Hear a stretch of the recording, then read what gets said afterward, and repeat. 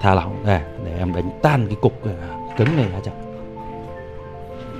Này trong phong thủy người ta gọi là cái ụ rùa đấy.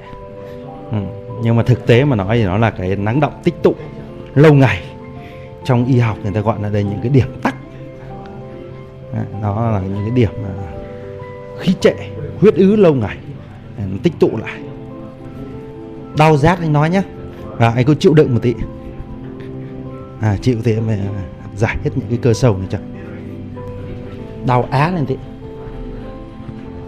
Đi ra tận đây. Đây là những điểm trước boy. Cái điểm này là điểm về tắc nghẽn. Cái cơ nâng vai này của anh nó căng lắm. Hít sâu.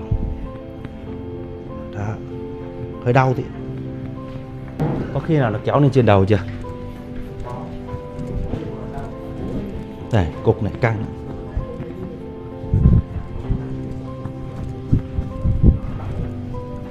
Rồi,